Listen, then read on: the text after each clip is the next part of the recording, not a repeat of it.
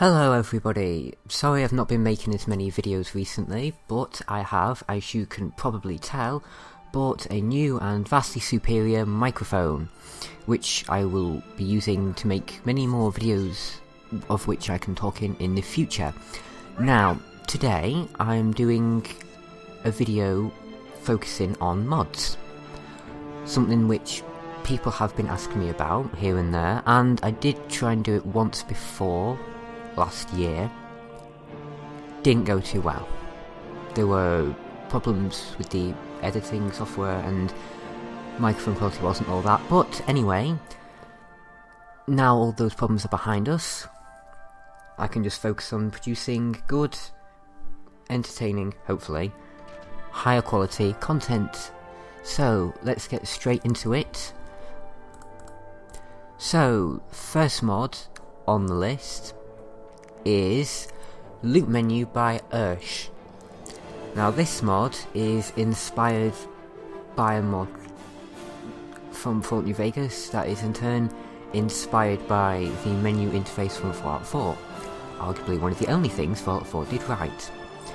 Basically, instead of opening a new menu and pausing the game, you can loot containers, but not people. As you can see here, you can't pickpocket people, but you can loot containers and dead bodies in real time, which of course is a massive time saver and much more convenient way to loot things in the environment.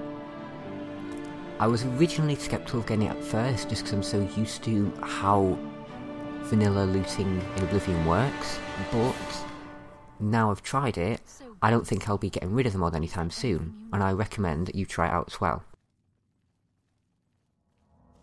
Next mod on the list is Blankets of Cyrodiil by T3L Rose, hope I pronounced that correctly, and Claustromaniac. Now this is a improvement to how NPCs, well, go to sleep.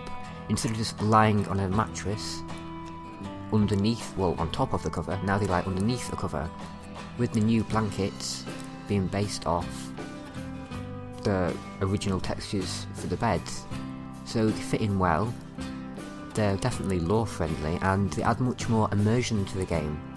They certainly look better. Yeah, there are a few clipping issues, but that is a minor price to pay for such a good quality of life mod. Like, it really adds realism to the game instead of everyone just lying on top of the bed, probably being freezing all year round, especially in Bruma. So I highly recommend you get that if you like small details in your game. Now, next mod we have is a clothing mod. It's called Kerchief by DKZZ2. It's more of a kind of niche mod in a way. As you can see, it adds a kerchief for people to wear around their heads. Kind of what you'd see in, like, well, I'm not really sure of the time period, but more like olden days, sort of like, you know, old woman in a village with children. You can imagine, like, you know, having that on the head. So it's not distributed to level lists, but you can wear it with a spell. You click the T button after downloading the mod and it's added to your inventory, and yeah, as you can see here, that's view up close. So yeah, I would like to see them distributed to level lists and added to certain, maybe more elderly NPCs, but for now it's a nice little mod to have, and it's a unique clothing item that you don't really see anywhere else. So I recommend you get it to at least try out and have a play with. Now, next mod is the biggest on the list. It is in Daunia, and it's by Glowplug, and basically it's a quest mod that involves you journeying to a new world space and going on a quest for a dark elf whose name I can't remember off the top of my head because I filmed this footage 2 days ago. Oh, it's on screen now. Dalvon Assam, that's his name. Basically, you go on a quest for him. He has quite a considerable amount of dialogue, actually, which is voiced by the mod author himself, and I'm not going to show it all in here, because, well, I don't want to spoil the mod, and I want you to play for it yourselves, obviously. But he has done a really good job, and he's added a lot of backstory to the character, and it's really explained in detail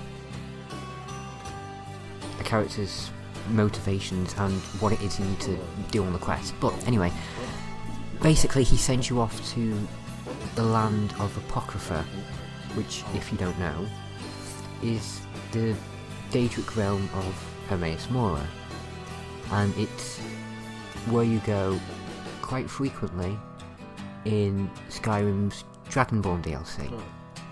And I have to say, the level of detail that has been put into making this Apocrypha look just like it does in Skyrim is amazing. Like, I did a double take when I first saw it. It's like, has this just been ported straight from the DLC? Like, what?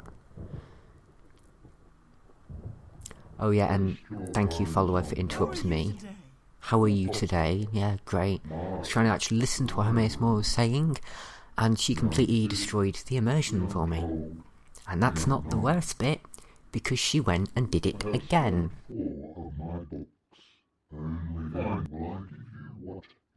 Hi there! What did you just say? Hi there! Hi there! Hi there! Hi there! Oh, jeez. Oh, sorry. Oh, Alex, what did you do? No, stop. It's okay. I'm just a silly lion. Oh, jeez. Damn it! And that was literally my reaction. But Nishka aside, as you can see, this is a really detailed, well thought out, well modelled and textured, beautifully made world space. And it looks exactly, almost scarily so, how it does in Skyrim. The level of detail is just on point. And I spent a fair bit of time just wandering around in awe of the spinning pages. Like, how is that even possible in Oblivion's engine? Like, is this actually happening? But yeah, I was really pleasantly surprised. I've not played through all this mod yet, and I want to save it to myself. You know, sit down and play a good old Oblivion mod. I've not done that in ages. But from what I did play for 20 or 25 minutes, I had a lot of fun with. You've got these Keysitors, I think they're pronounced, or Keysitars. I'm going to go with Keysitors. They're quite interesting enemies to fight. And basically, for this beginning bit, you're finding 4 black books for Hermaeus Mora. Admittedly, I'm not sure why, because Nishka interrupted it. But yeah, I just recommend that you try this mod out for yourselves. I've had a lot of fun with it, and I've only played it for like 20-25 minutes. It's really detailed. I've not encountered any issues or bugs with it or anything so far. Or any crashes, nothing like that. It's really good, solid, well-made mod, what I've seen so far, and it's a lot of fun. So I highly suggest you check it out. Really, just download it right now. Turn off the video, get it, then come back and watch the rest. Well, you don't have to bother, because I want to die, quite frankly, because this last mod I'm going to cover is no longer available. Isn't that just fantastic? Yep, I recorded quite a bit of footage for this last bit to go over it properly, because I felt it was an underrated mod that deserved the attention. As you can see, it adds new death screams, they're just and oof, so people die properly, and it also alters the way, yep, there you go Joffrey, die again. It alters the way combat dialogue works, and I put all this time editing it together, and only to find, come on Joffrey, just die. Ooh, I put all the time making it, and it's just not even available anymore. So if people want it, I would like link it through Google Drive in the description or something, because it is really good. It's one of my favourite like overhaul / cut content mods. It is a really good mod, so I left it in here anyway because it needs to be shown. I'll just shut up and let you hear how it works. A ripple, like not, he's a dick.